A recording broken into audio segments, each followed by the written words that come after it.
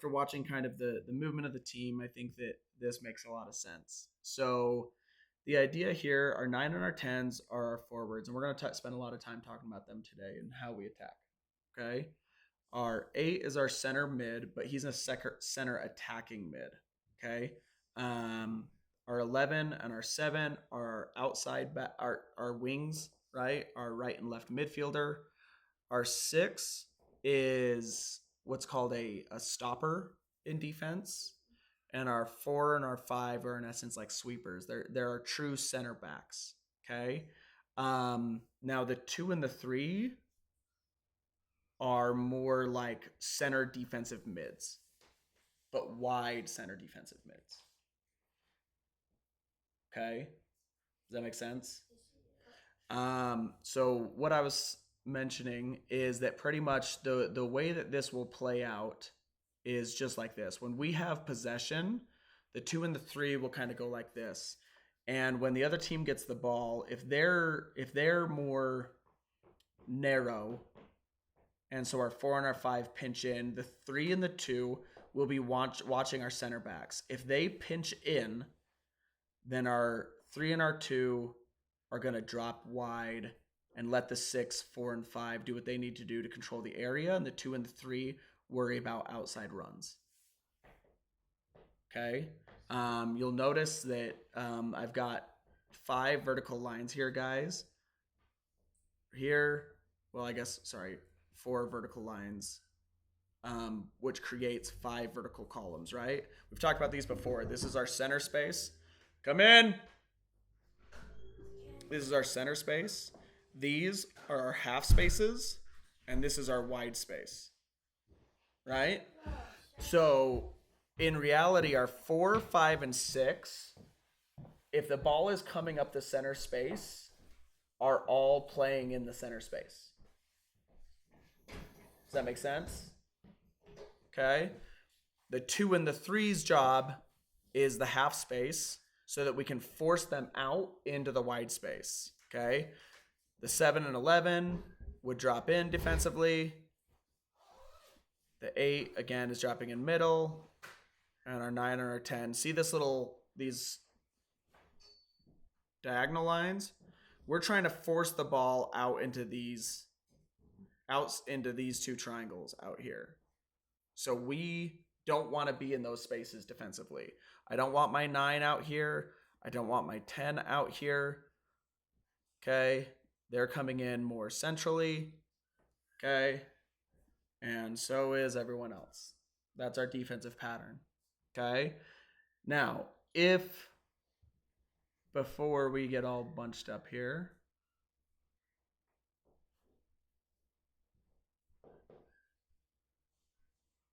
okay, if the ball gets played out into the space over here on like the 11, the 4 and the 5 now have to rotate. The 6's job is the backside.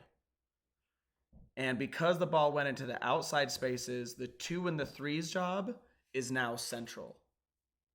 If the ball gets played up into the outside spaces, the 2 and the 3 become central.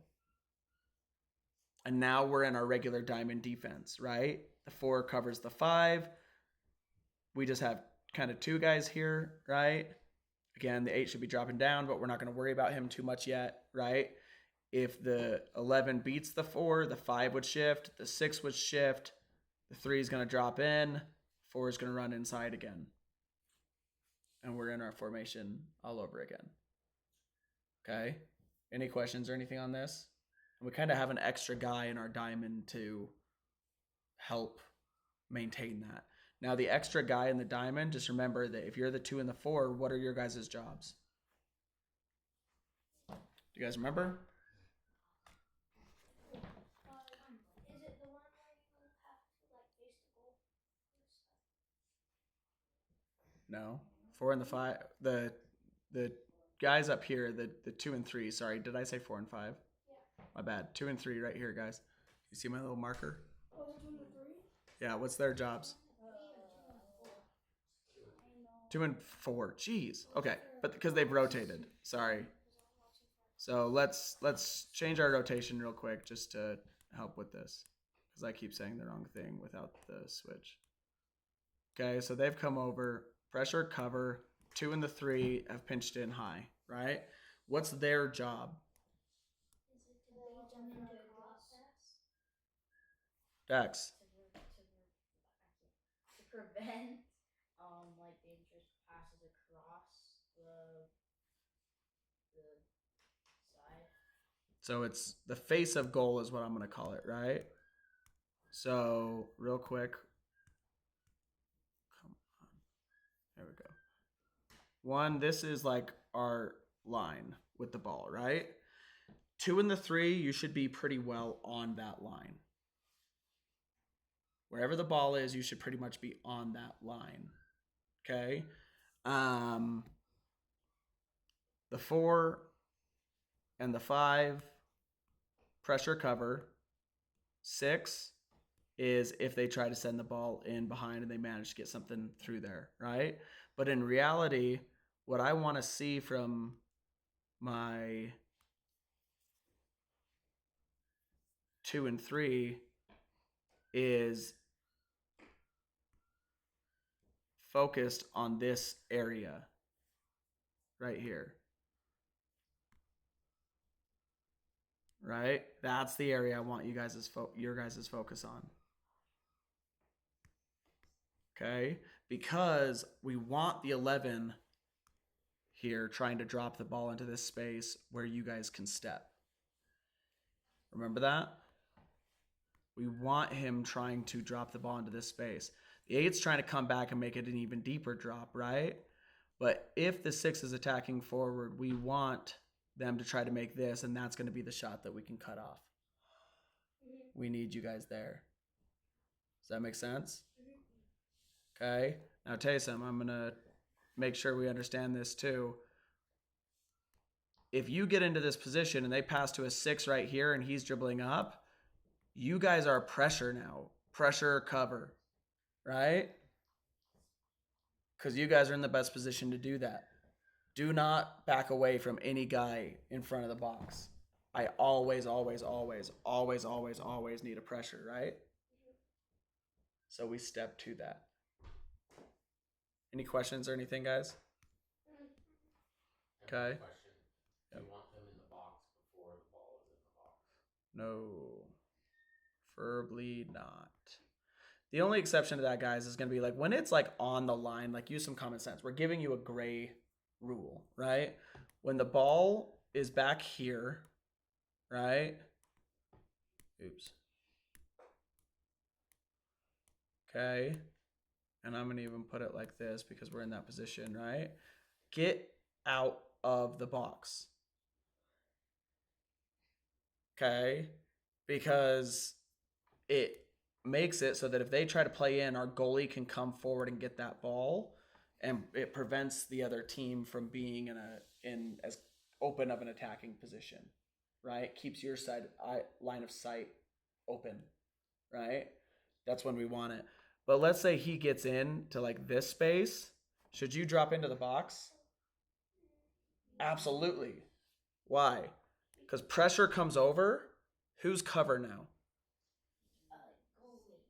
Frankly, whoever's in position, the 6 or the 5, whoever's in a better position to get over, can he be cover there? No, absolutely not. So he's got to be covered there. Are we in the box yet? Sorry, is the ball in the box yet? No, right? So this is a general rule of thumb, right? We want to get out of the box. We want to be out of the box when the ball's not in the box, right?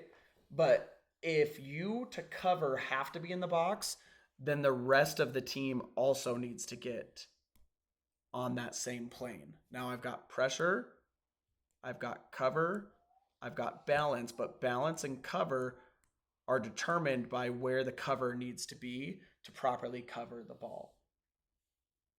Right? I don't want this guy just in an effort to stay out of the box all the way up here. He's got to drop and play that position. We're going to have to live with that. Does that make sense? Because what we can't do is be like this because we're trying to stay it, and then 11 takes a touch, and now in reality, he's got a one-on-one on goal. Right? We don't want to tempt that skill player. Okay. We'll take our chances here. We press. Pressure means don't let him shoot.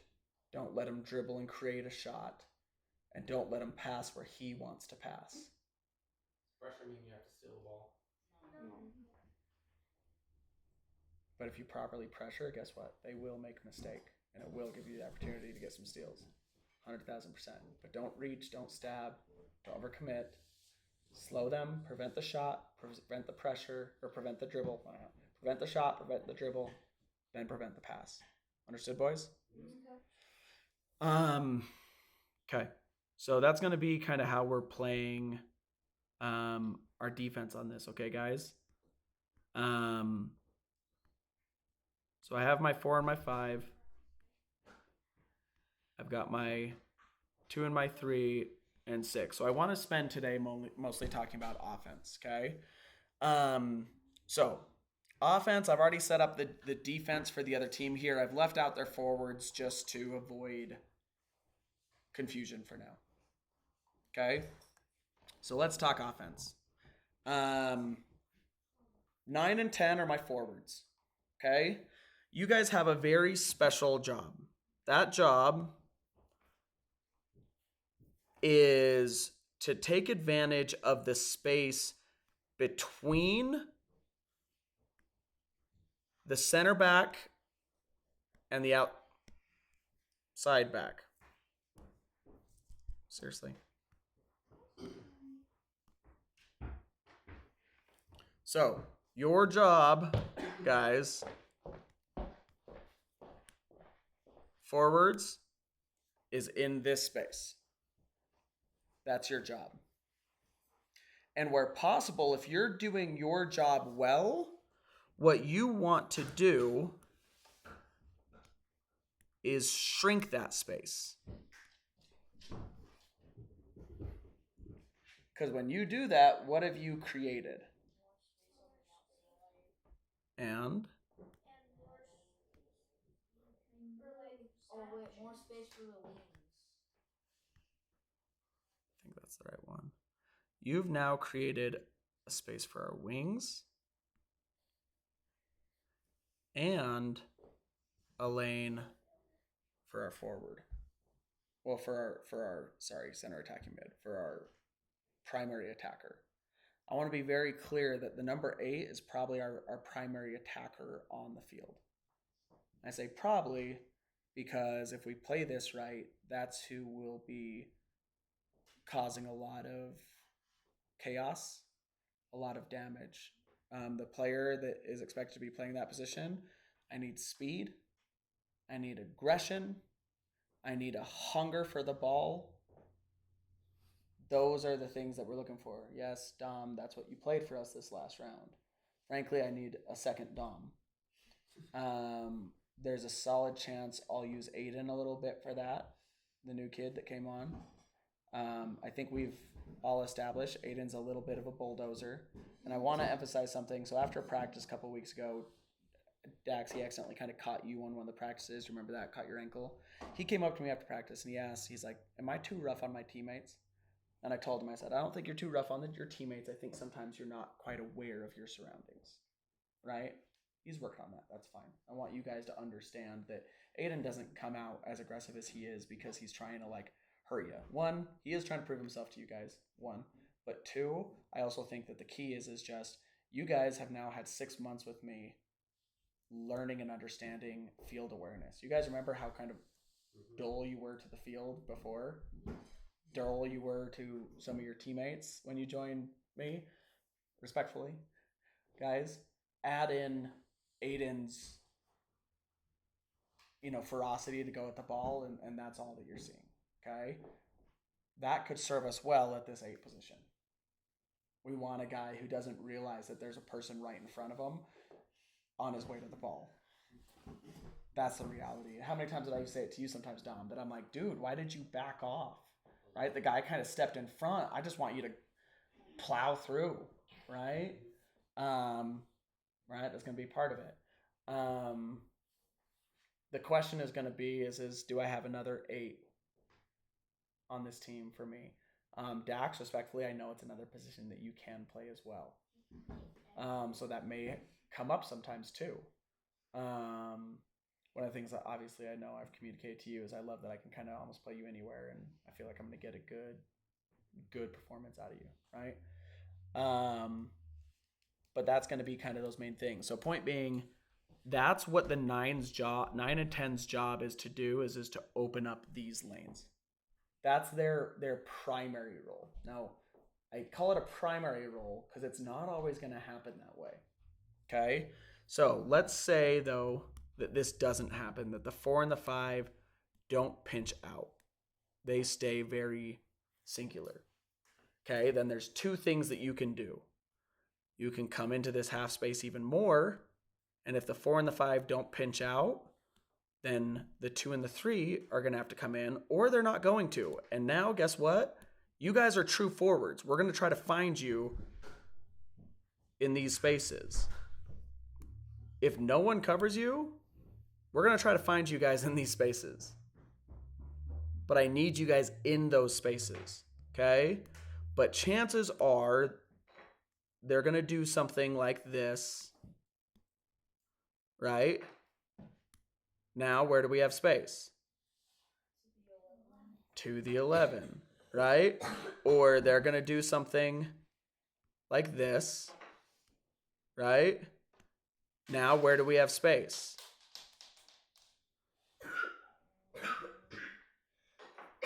It doesn't seem as obvious, guys, but we still very much have space in these sections. Our 7 and our 11, if they're going to mark us like that, are going to move inside, and our 8's going to go through that space that you guys leave open. That's where we're going to create our attacks. Again, I always tell you guys, don't be in the space that you want to play, right? Look at where our 8, 7, and 11 are. In this case, because this 2 and the 3 are coming out to you, right? That's what's creating this space right here and this space right here. So when the 6 gets the ball and he's looking to send the ball, you guys can run inside to those spaces to receive it. Right? Does that make sense? That's what we're looking for here. We're trying to create open channels, okay? Now, where possible, that's how we're going to be creating them. Now, let's say that they don't do it this way again. Let's say that we open wide like this. The 4 and the 5 stay, and the 2 and the 3, the 2 and the 3 come inside. Guess what, 8? You're going to have a rough day trying to get through that center. This is not a day, this is not a team that you're going to be our main attack. So I need you to settle into that center in this case and focus on distribution. Because where are our channels, boys? Our channels become out here.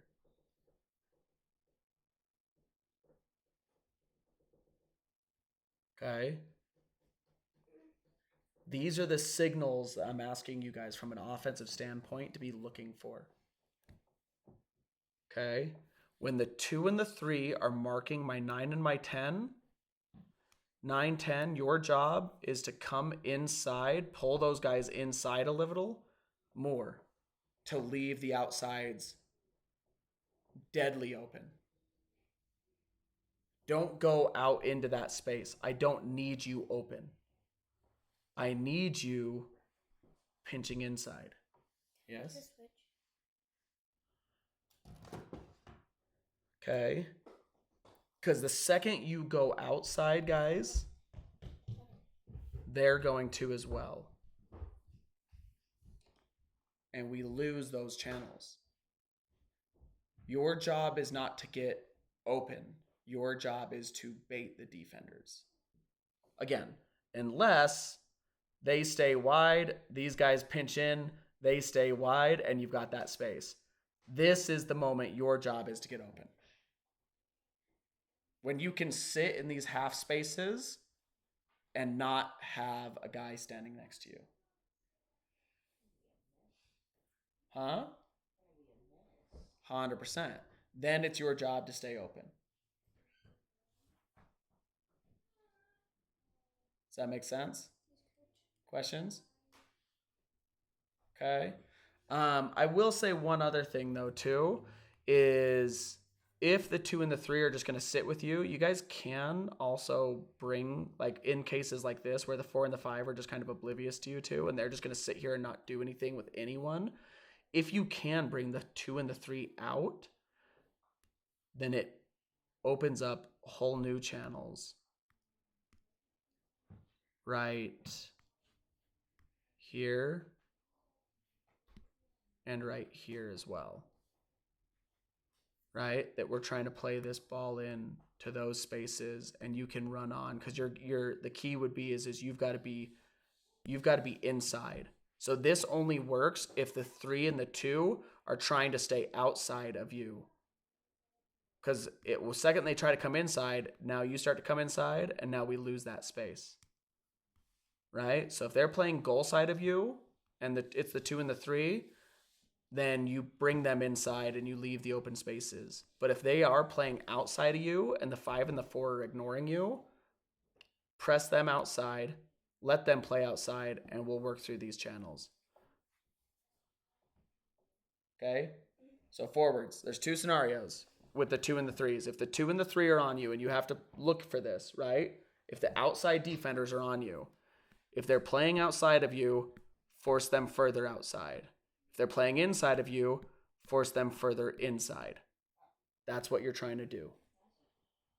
If you are able to force them outside, then you're getting ready to make runs inside. Okay? If you force them inside, then understand that your job is not the run. Your job is the decoy. And to receive, turn it outside and play it out to an 11 and a 7 running out. Yeah. If when you the 9 and 10 drop the 2 and 3 outside, would the 7 and 11 provide a drop pass for the 10 and 9, or would they move into channels? Okay, so if we bring them outside, is that what you're asking? Yeah. What would the 7 and 11 do? Okay, so the 7 and the 11 are only pushing up if the ball goes to the 9 or the 10. Okay, so I haven't gotten to the 7 and 11's responsibilities yet. Okay, but the preview of it is the 7 and 11 and 8 are primarily only going up if the ball goes to the 9 and 10 with the 9 and 10's butts facing the goal. So if 8 makes a pass to 10 here, for example, and he's not turning, this is where the 8 makes a run here, the 11 makes a run here, the 7 makes a run here maybe, right? If we play the ball into this space and the 10 runs, the 7 doesn't need to go forward. The 11's going to go forward with him. This is where we are our drops. Does that answer your question? Yeah. It all depends on what happens with the 9 or with the 10 and the 9 and the 10, which I just swapped on accident.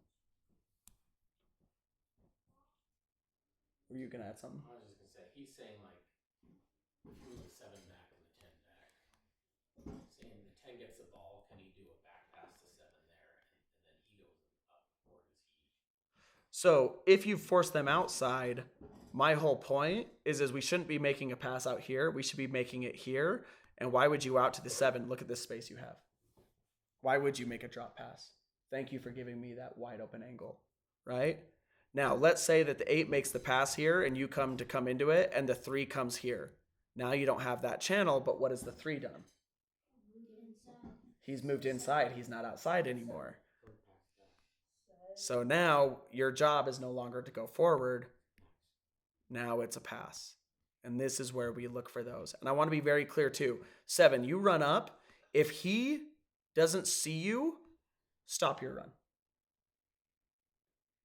If he sees you, turns, and doesn't make the pass and dribbles out for some reason, you have to recycle. That can mean you come back here, or it can mean that you come inside, but you have to recycle. You can't just stay up here.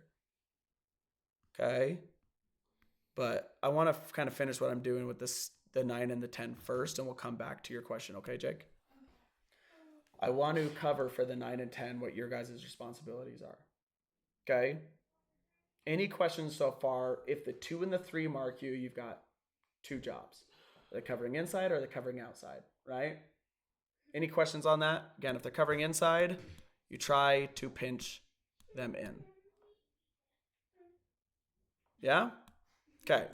Now, scenario number 2, okay, is let's say that the 2, 5, in essence, you're getting double teamed. Your job is to try to widen them into the half spaces. It's likely going to look more like this,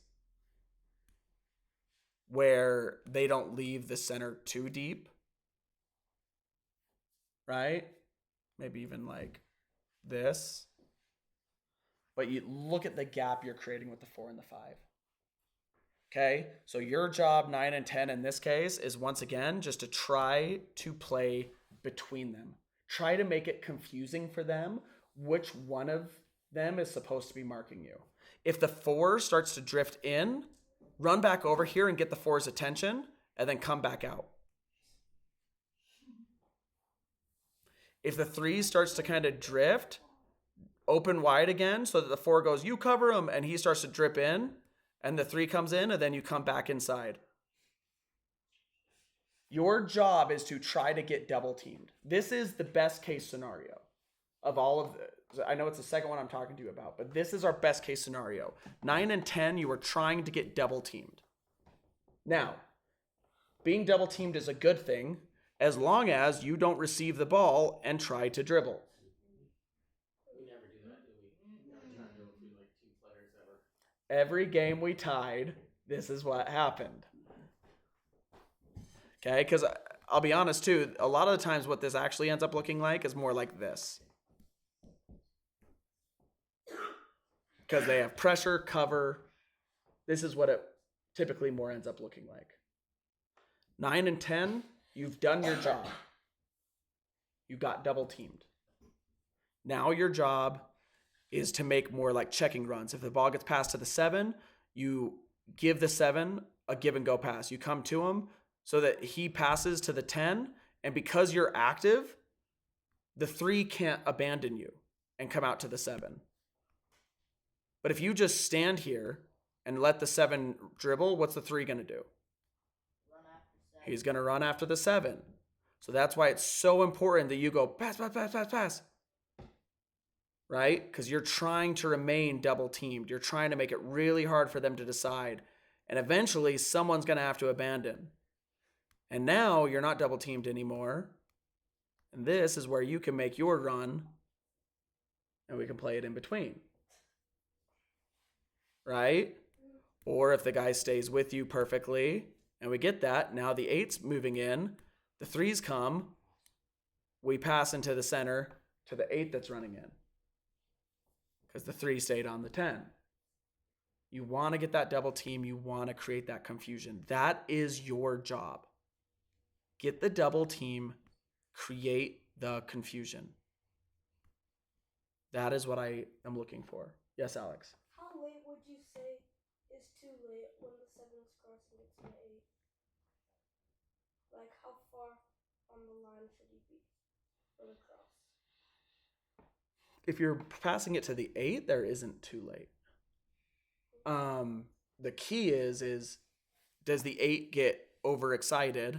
And let's just say we'll bring this again around to what we were doing. Okay, just to play devil's advocate here. Right? Okay. If the 8 gets excited and makes this run,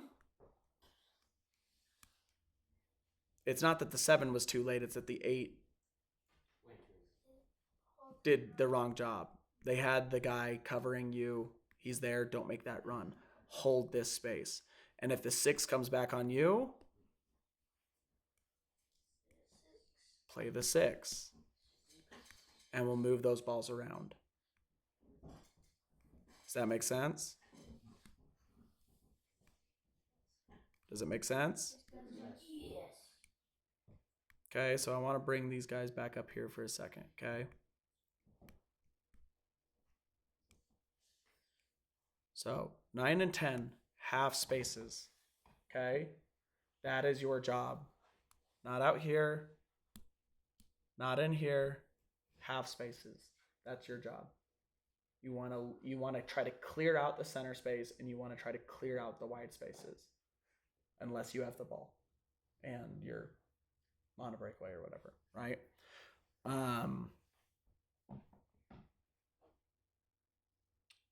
These are called false 9s. Their job is not constant breakaways.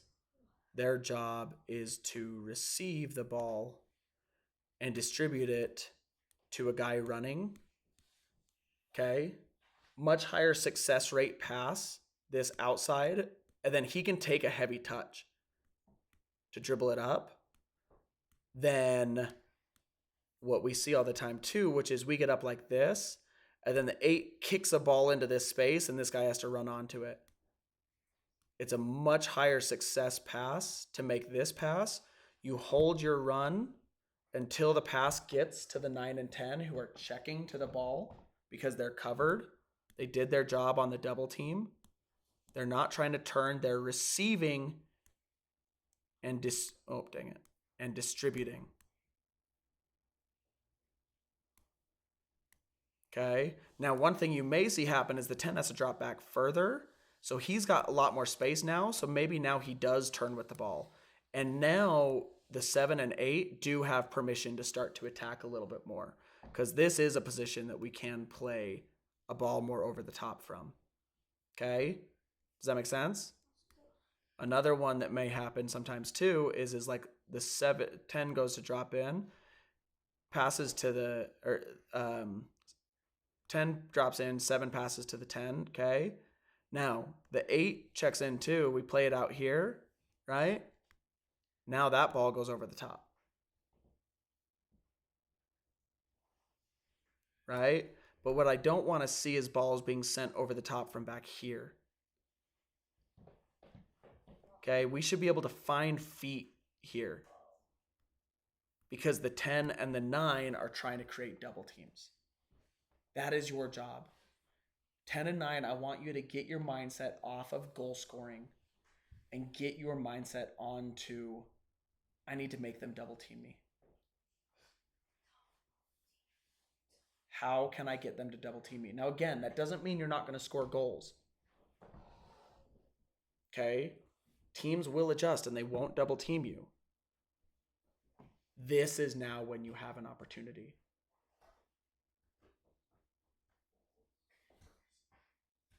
This is now when you have your opportunity to go through. A ball gets played, and now what do? You play away from the defender. You're not dribbling at goal, because that's where the defender is, right? You dribble away from the defender. You go into our half space here, and now the 7 can overlap you. Because the 4 pulls out, we put that ball in, and we're on.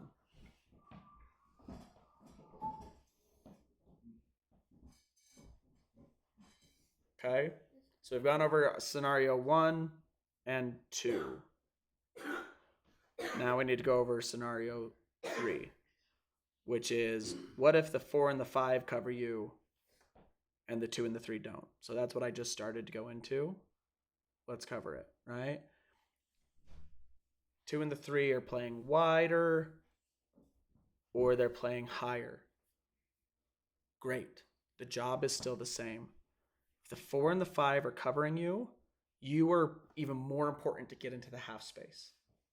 Because if the 4 and the 5 are covering you, there's no one in the middle. There's no one there. right? So you need to pull them out. You maybe the 2 and the 3 are still covering the 7 and the 11. But what have we now created for ourselves? Their center D is high.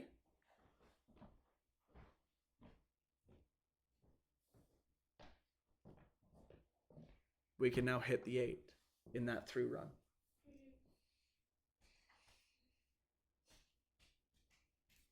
Okay. That will end up being the play that we're making then, right? You're getting into this half space. Again, you're still doing checking runs at this point. 10's here, check in. 6 plays you the ball. 6 is going to turn 2. Now 8's going through. That ball is money. Money in the bank, 100,000%. Okay, these will be where our breakaways truly come from, is when the 10 and the 9 can pull the 5 and the 4 out. When we can do that and they leave it empty because there's no threat there, right? We're not putting anyone there. That is where we will destroy teams with actual breakaways down the center. But that's not going to happen a lot, I'm warning you. Teams at this level should be disciplined enough that they're going to try to pinch in.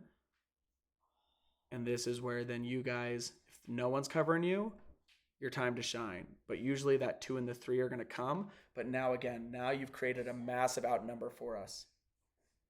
If you have double teams on you, that's 4 guys you're taking out of the game to cover 2. Okay? That means they have 5 guys.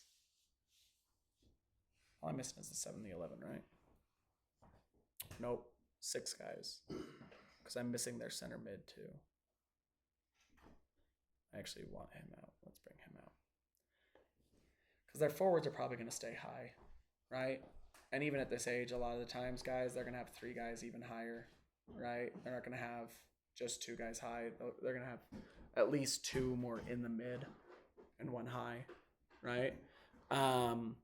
But yeah, at this point, now they've only got 6 guys to defend the other 8 of yours.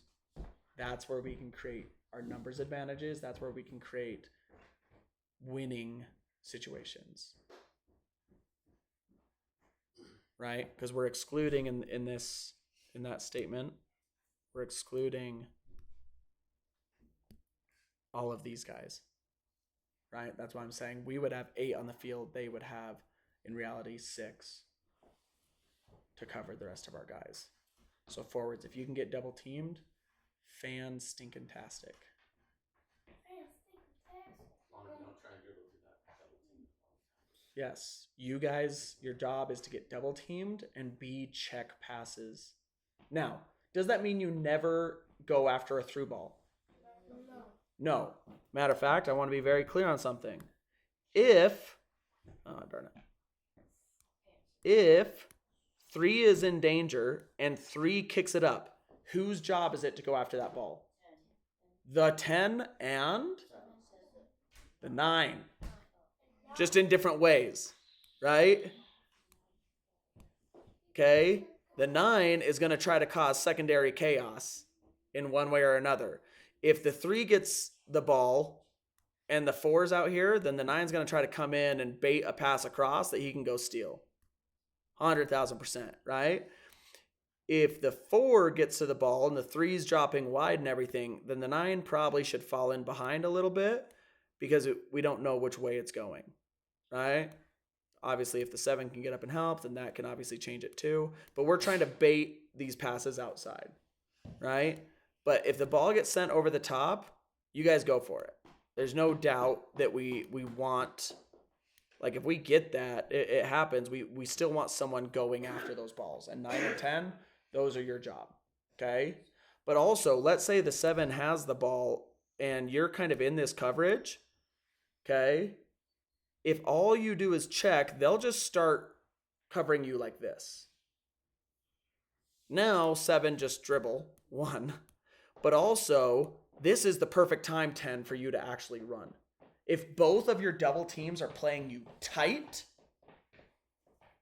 turn and run. 9, 10.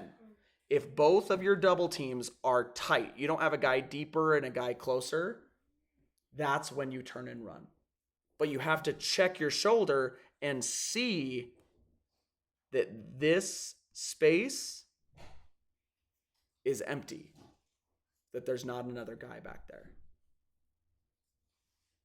Any questions or anything on this, guys? I'd add to that. I find a lot of times we wait to run. Like, let's say in this scenario, we wait to run until 7 passes the ball. I would say run before he passes. It's on him to make the pass, right? You start making your run and you're pointing. Now the key is you don't make this run. You make this run. And as soon as that ball leaves his foot, you start running forward. If it gets intercepted by 4, whose fault is that? It's the 7's. Bad pass, dude. So you curl forward and count on the 7 getting you the ball where it needs to be. And if he passes late and you're offsides, it can be his fault as well. Well, can be, but I want to emphasize, if you're running forward, whose fault is the offsides then? Yours. Curve your run to give the 7 a time. He can see that run. He can see your direction. He can actually get that pass off. But the second he makes eye contact with you and that foot comes back, that's when you start peeling into your run. Don't wait for her to see the kick. Don't wait for the ball to get past you. Right when you see he's kicking, you go. Yep. So, like, for example, guys, let's say the guy's there. I start making my run. I see that he's about to kick. I turn and I take off. And now I'm going to check here for my peripheral to see that ball coming. And if I can't see it coming, okay, then I'm going to check my other side, right? If I still can't see it coming, then I'm going to turn around. Right? But that's what we're looking for, right? I'm coming through here. I see the guy. He brings his leg back to pass. I curl. And if I don't see that ball coming, I've checked. I'm turning around because chances are he went to go, couldn't do it, pulled it back, and now I've got to recycle my run, which means I immediately run back to onside position and I start curling my run the other way. You don't run back over here because that takes a lot longer to run diagonal back to where you want to be. You immediately run straight back, vertical line, to get back into onside as fast as you can, and then you curve your run once you're back in the onside position. Okay, so to visualize that, for those watching the recording too, this outside run, second you see his foot, you continue your turn here. If he has to cut it back, my run is here, not here. It's here to get back and onside, and then I can curve my run back into the space I need to be in. Getting onside is first priority if you're on offense and you get into an offside position by making a run. Because as long as you're in an offside position, we're playing down a man. Okay, now one of the things I want to emphasize to this too, because how often have I said to you guys during the season, all he could see was butts. You guys remember me saying that a lot? That is a guy running this way. If the guy runs this way, does he see butts? No, matter of fact, he can see your chest more than he can see your butt. Until he kicks the ball, that's when you can show him butt. Once the ball is kicked. Not once the ball passes you, because this is the other thing I'll say too, is that sometimes we make this run and the ball gets kicked and you keep running and the ball gets kicked and you keep running and then it rolls in front of you and then you chase it. But it has so much pace that it ends up here and you're like chasing it all the way here. And because you did that and you waited for the ball, while you were waiting for the ball, 4 ran here and it rolled, and now 4 actually gets to it before you do. Exactly. So you don't wait for the ball to get to you, right? Once the ball is kicked, you go into the space that the player should be sending the ball. So once the ball's kicked, can you be offsides? Like, if you're onside when it's kicked, you're fine. Yep. Once the ball's kicked, you can run all the way there before you touch the ball, and you're good. The only thing you're waiting for is the kick. Okay, so if you curve your run, and again you check and you don't see the ball, you don't slow your run. You immediately turn around and hustle back onside, and then you make a new run or make an overlap. Right? It may be that he had to pull it back because 3 cut in front, and now 7's going inside. Right? And now you've got to recycle your run. Make your run here because 7 is driving into your space. And now maybe you become a drop for 7, right? Doesn't really matter. You just got to get back into onside position and get back into a position where you can be an asset to your team. Any questions, guys? Okay. Any scenario I didn't cover for my 9 and 10? I would say the only other thing is with the 4-man defense, by the way. Don't be afraid to switch. We say, okay, you're 10. We said to just stay on the right side the whole time. Okay, you're 9. Stay on the left side the whole time. It really messes up the defense a lot when you guys make crossing runs and you switch. Sometimes 2 of them stay on one of you. Right? A great example of that can be if they are playing you like this, and we're pretty efficiently covered. If you make a swap here, what's going to happen?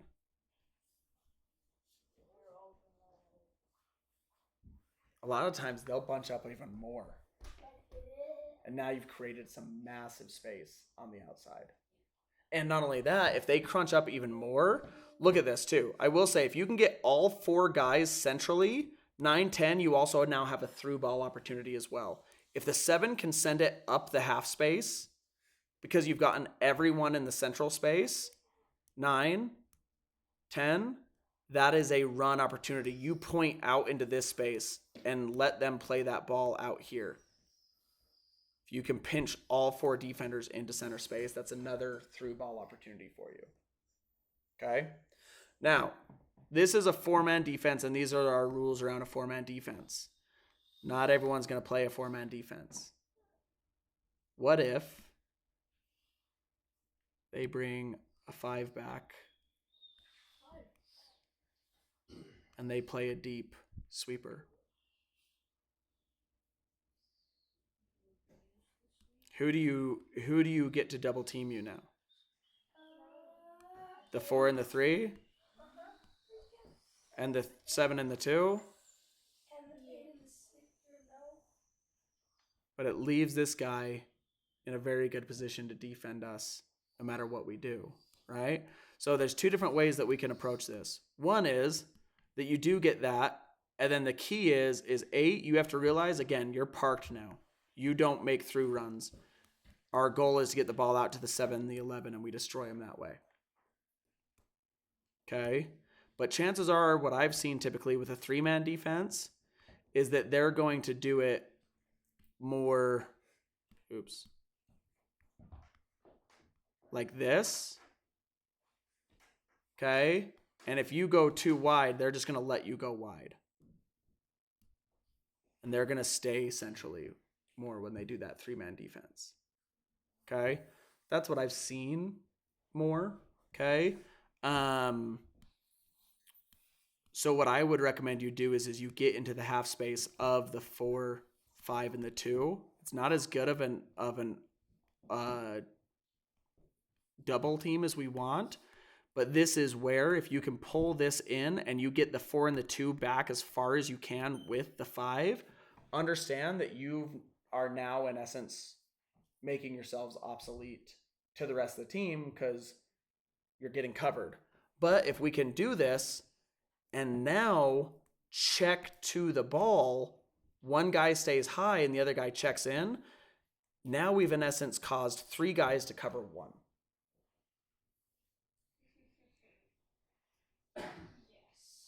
Does that make sense, guys? So if they do play a deep man like this, and then they've got 2 center guys here, your job is still pretty much the same. You're playing on the line between the center and the half space, okay? If you can, pull in the 3 and the 7, but more importantly, what you want to do is you want to make sure that this guy, okay, that this guy can't just, you're not trying to play into these spaces. You want to play check-in balls, and if you can, you want to try to push this guy further and further back. So 9 and 10, you guys keep trying to get these guys into this space. And when these guys go high, the further you push them back here, the more that we can now play in these spaces here. And eventually these guys have to come out to cover you. And when they do, that's where we have our one-on-ones now. Not to mention, even worse for them, because it's going to end up looking more like that. And again, 8, stay deep. Again, I told you my 2 and my 3 are going to assist more in the attacking role, right? Okay. Yeah. You guys see that? If the guy is staying deep, 8, you're settling in the center. You're not running up. Okay? Because the 9 and the 10 are going to keep pushing up to tempt this 5. Okay? If you press up, then he's going to hold, and we're going to lose that ability to try to get a guy to go out and have the outnumber there. Okay? So hold, let it come from like the 7 and the 11 as much as we can. We did play teams last year that did this, and we kept trying to kick through balls right at the 5. Yep. We just couldn't get anything. That's kind of what a white team did to us. And again, the 7 and the 11, when we did that too, the 7 and the 11 would get up like this. And the 8 would get the ball, and the 10, 9, 7, and 11 all showed them butts, and we were all trying to run inside. You were all trying to get into this triangle here. Why is that not working? Come on. There we go. We were all trying to get inside this triangle here. When they play a deep guy like that, you don't need to be inside the triangle. You need to be outside the triangle so that we can try to spread them out across the triangle themselves, right? And this is where we're going to be able to win and try to get balls inside that way. The 3-man D with the deep line is going to be harder for us to beat, but the 10 and the 9 are still just going to try to widen things out, okay, and force this back line as deep as they can. Okay, so let me actually even reset this too, and I want to show you guys one other piece to this. Okay. I'm going to bring them back. Again, this allows the 3 and the 2 to get out here into coverage a little bit more when they do this. Okay. There we go. Sorry, more like that. All right, so they play that deep. Okay. The wider you guys get, this 5 becomes somewhat obsolete.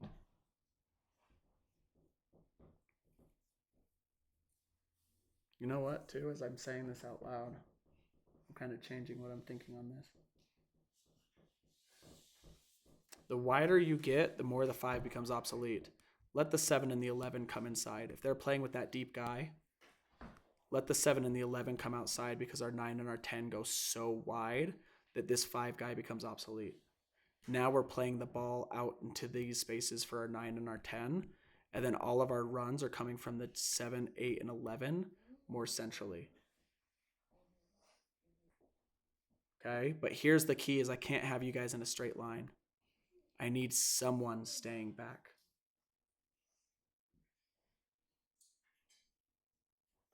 Okay, so if it goes, matter of fact, I think the easy rule of thumb would be if it goes out to the 10, the 11 stays as a drop, the guy who's near him. The 8 goes more central, and it's the opposite guy that drives inside, because he can face the ball, right? If the ball goes out to the 9, the 7 becomes a drop pass for him. Again, the 8 kind of holds, and the 11 goes inside.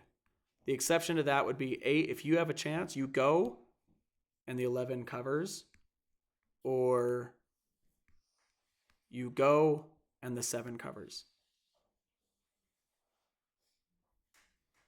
You're just going to have 7 and 11. You have to read what the 8 does. If the 8 goes high when we do this, and you're on the opposite side, you've got to come inside to help. We don't need a guy out here, right? Because we have possession of the ball, and that's where the 3 and the 2 are going to come in to help anyway.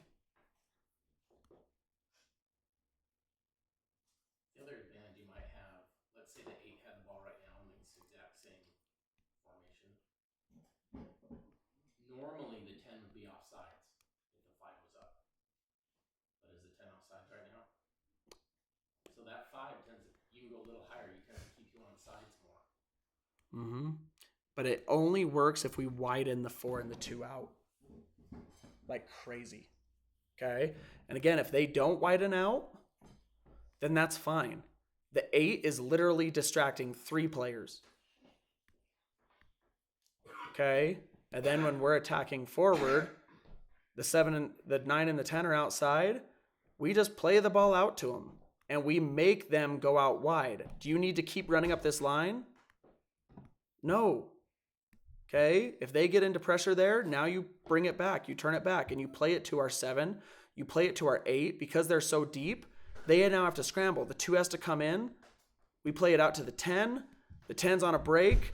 The 5 comes in. The 2 didn't follow the 8. We go inside, and we're 1-on-1 on goal. If they play a 3-man deep, width is going to be our friend. Screw what I said earlier about pinching inside and creating that overlap and checking in. Let's go with width is our friend. If they play a deep center, width is our friend. And bad passes. Back. Oh, back passes, yeah. So against the wide, we just kept going up and up and up. And when we started going up wide and then back pass in the middle, that's when we started getting opportunities. Yep, and to that point, guys, like when you do get wide because they don't cover you and you get the ball out here, it's not always a cross that's the right answer. Look at these numbers. We're outnumbered here. I guarantee you, take a touch back, play it to this guy coming up. Play it to this guy coming up, right? And then make these guys step. And 10, if it doesn't get played to you on that cross, you start to check to whoever it gets passed to. Why? Because they're going to play forward, and now you're going to be offsides if you don't check. And when you do check, and they do play forward, now the 11 can make our run and get in an onside position, right? So you have to be checking back. If you get cut off on these runs, don't worry. When they're playing that deep center guy, your cross is not going to be there. Not in behind. It's not going to be there. Not unless the 5 is the guy who has to come out to stop you. And then, once the 5 steps out of the center, you play the ball center.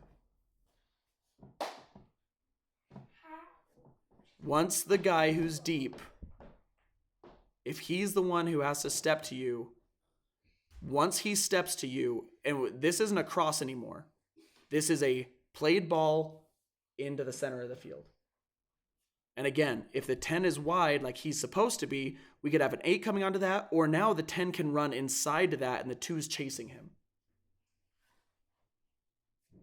But if the 10 runs in too early, when the 9 has the ball, and he tries to make that ball in, the 2 might get to it first. We got it? Is this making sense, guys? Okay, so those are our 2 scenarios. Those are the only 2 that we're really going to worry about today, okay? You're back early. Huh? You're back early. You know mom's? No? She's in our room. You can go knock. She's probably just going to the restroom before taking you guys to practice. Okay. The other Okay. So let me get this back out here. Okay, so they've got their 4-man D. Let's go back to our 4-man D. Okay, so 7-11, I've already kind of been covering what you guys are supposed to be doing, right? If the 7 or 9, sorry, if the 9 and 10 go wide, okay, you guys pinch in. But again, you guys are second level. 9 and 10 are first level. First level, your job is what? Get double teamed, check back to passes, and maybe 20 to 30% of the time run forward. Make runs. 20% is kind of my sweet spot, I'd say. You want to make enough runs forward to make the defense go crap. But you want to do it as little as possible so that the defense doesn't expect when it happens. Okay? If 9 and 10 go wide, 7, 11, and 8, you guys are our second level. 2, 6, and 3, you guys are third level. 5 and 4, you guys are our fourth level, our defensive level. Okay? Goalie is the goalie. Okay? On offense, what that means is 2 and 3, you guys are going to get into support. And you guys will typically even be higher than the 6. The 6, your primary job is defense. You'll get up, but here's the thing let's get this all shifted to actual in their final third. Okay. Okay, so now we come inside. Again, same rules apply here, guys. Okay? They've got a 4-man. You guys are trying to play into these spaces. Okay? We're going to say the 8 has the ball here.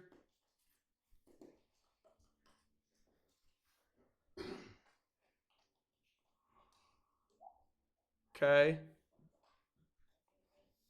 This is more or less what it's going to look like. See, your 4, 5, and 6 are your defenders.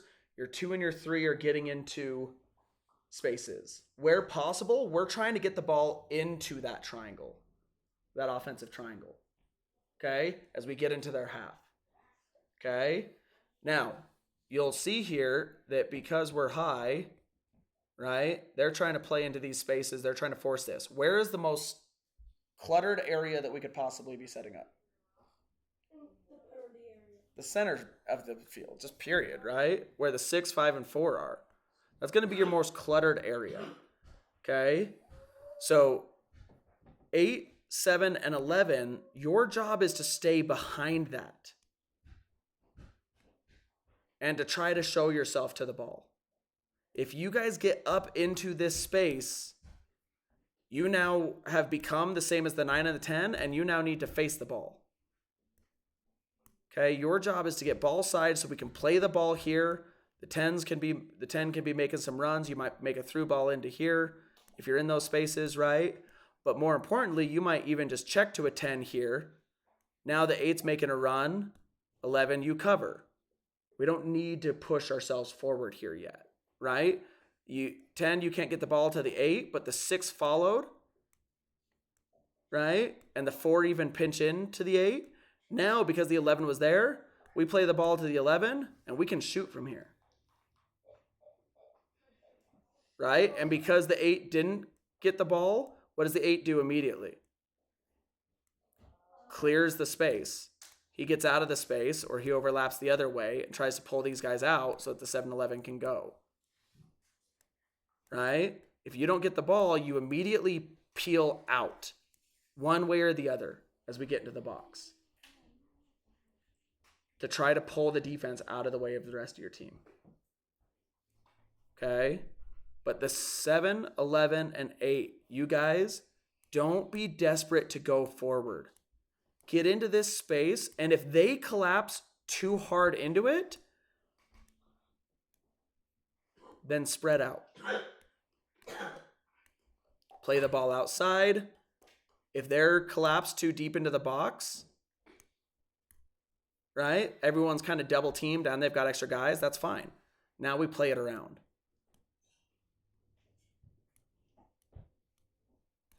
You guys ever watch What? professionals?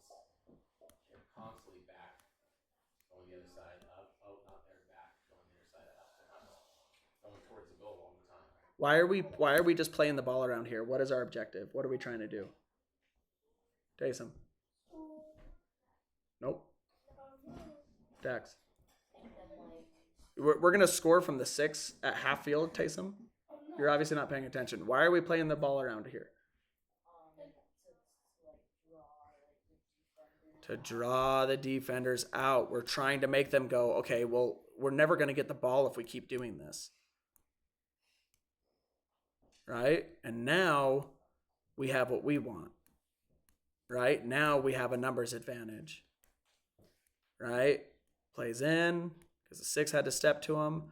Right? Now we're playing the 8. They're on goal.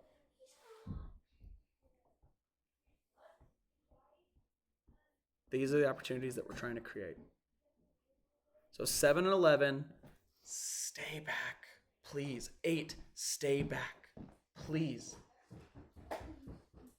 don't go forward. And I want to be clear, don't go forward unless the ball goes to like the 9 and the 10 and you see a channel that you can run into. But again, the key is once you've passed the ball, you're too high.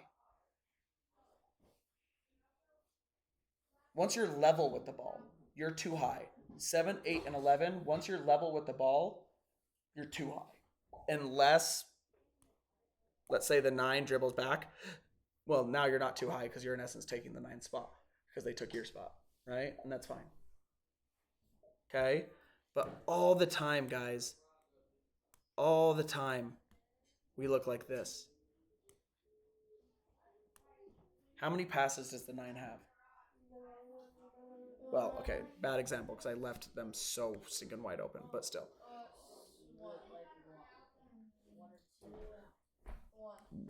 One, I'd say a drop pass because we gave up the entire center of the field. And it's a big, huge drop pass. Remember, this guy's a defender. In reality, these guys are probably the ones that he should be passing to, but still, that's a big drop pass. Okay? But if we just hold a little bit, now this person has all sorts of passes. He can make a pass into the space that you're running into. Remember, the rule of thumb here, guys, do not be where you want the ball. Do not be where you want the ball. If you're waiting for the ball to get to you, you did something wrong.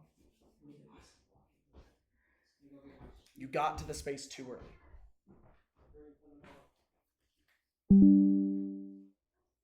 If you are waiting for the ball to get to you,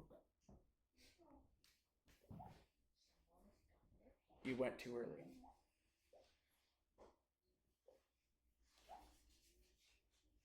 Understand? Questions?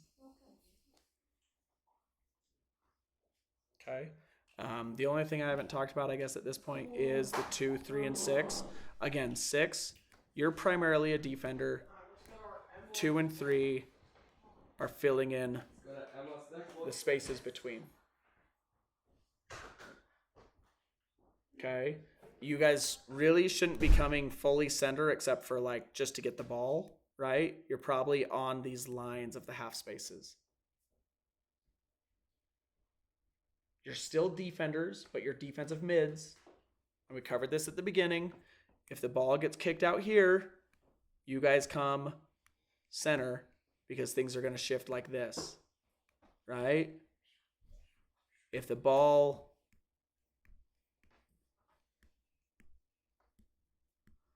is kicked up the middle of the field, you guys drop back and assume that the 4 and the 5 are going to be able to do their job. Does that make sense? Okay. Last thing I want to cover is if they have a guy that's extremely fast. They have a Dom on their team. They have a Dom on their team. Then we will transition to that 3-man defense that we were talking about them doing to us. And that will be that the 6 and the 4 will become my center Ds, and the 5's job will be to stay back. They're a constant cover, even when the ball's with the 4 here. The 4's on pressure, our 4 is on pressure with the fast guy, and you're on cover for the fast guy. And you're pretty much always planning on running back towards your own goal, because if the ball goes up and it's kicked to 8, 4 is going to try to stop it from continuing up. They're going to step 2. But if it gets past 4, we're counting on you to get to it before the 8 does and get it out of pressure.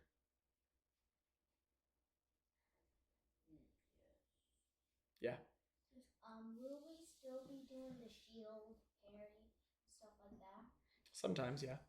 But it won't change anything, right? If we do shield, right, it'll be this same formation. Right? We'll get back into this space.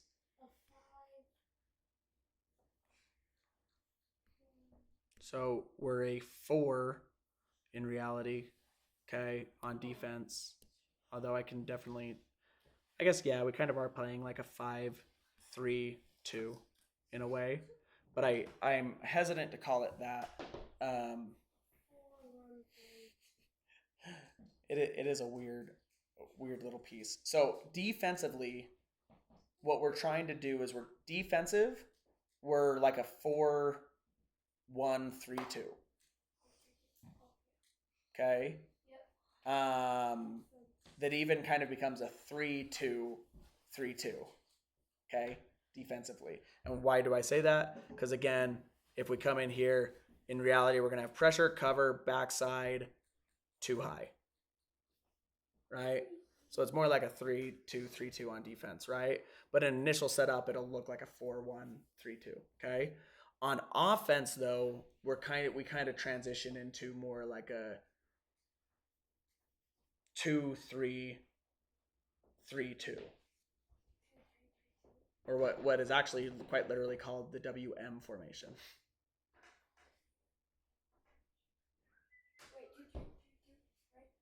Yeah, 2-3-3-2. Right. 2 and 3 are almost more mids. Yep. When we have the ball, the 2 and the 3 become mids. Okay. Any questions on anything, guys? Okay.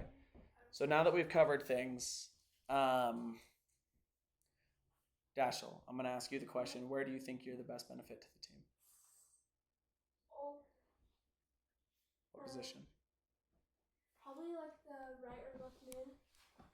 Okay.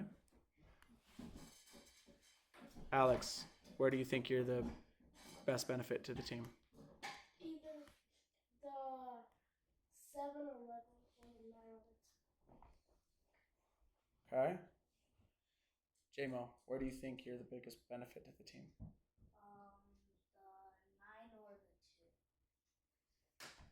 The 9 or the 2. The 9 or the 2. Okay. Dax?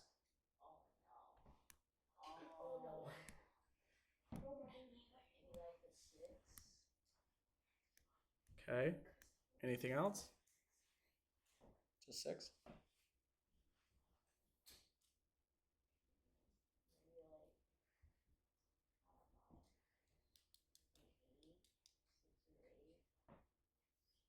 Okay. Taysom. Probably the 3-5-4-2. Okay. The back positions. Asa? Probably like the 9 or 10 or the 8. Okay. Everett? 1. Ann? I wonder why. It might come up. So where? Ooh. You were paying attention, right? Probably like a 9 or 10. Okay. Jake? The 7-3-5-4-2-4-11. 7. Okay. Okay. Cole? The 4 and 5, like the 10 and 9. Okay. Dom? 10, 8, 9, and 6. Okay. Probably 2, 4, 5, 3, and 6. Or maybe just 2, 4, 5, and 3. Okay. So I want you to get familiar with the 7 and the 11 as well. Okay. I will say, guys, that was really cool. You remember at the beginning of the season, it was like, hey guys, you know not everyone can play forward.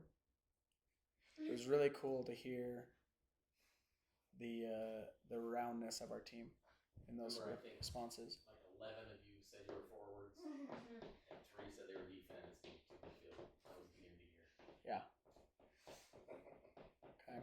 It's awesome that you guys are recognizing that. Now, I did ask a different question. I think back then I said, like, where are you most comfortable playing, or where do you think you can play?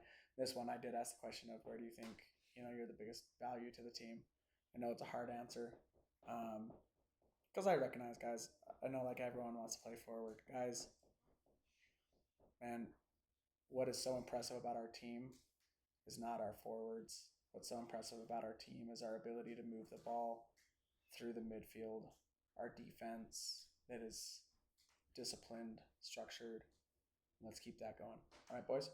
And really, guys, you should learn 3 or 4 positions really well at least. I'm thinking of our last indoor game where, we had just the younger guys playing, so we didn't have our usual defense and our usual midfield. We were playing guys in different positions. So there'll be games where guys can't come and you might have to fill in for them, right?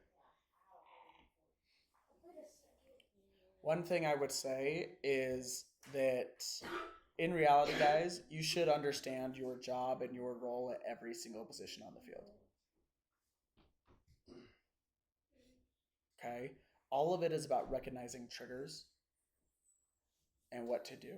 In reality, like everything else we talk about, formations and stuff or guidelines, the most important thing that you can do is recognize triggers. Okay? And I'll just give you an example. Let's say we play a team that's quite literally sitting with 4 guys high. 2 and 3. Are you guys going to push up? No. They could have been like a 4-2-4. That'd be. No.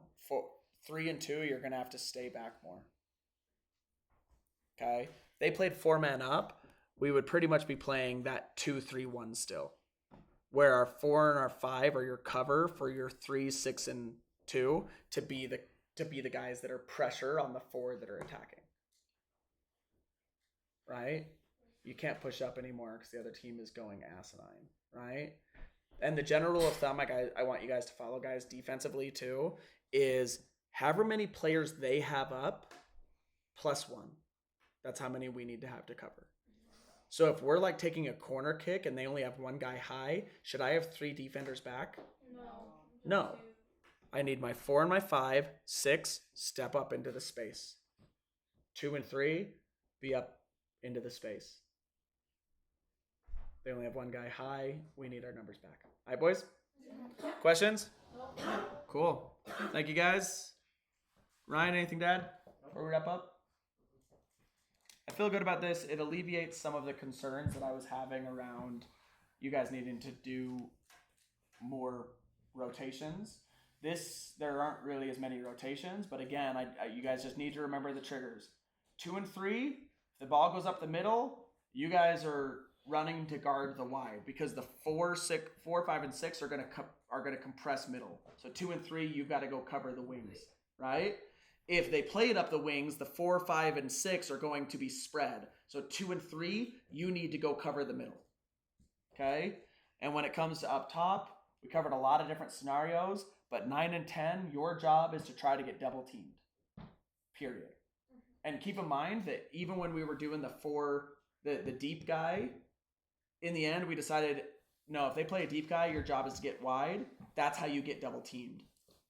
The 2 and the 3 are going to be out there, and unless they want to be one-on-one, they're going to pull their midfielder back to cover you too. Okay. If they're playing that deep guy, we abandon the center of the field, or at least that's how we make it feel. We make it like we're attacking in a U, but we create that U so that a guy can run from the center once we have that, and they won't know what to do with it, okay? Those are the triggers we're looking for. Okay, guys? Thanks.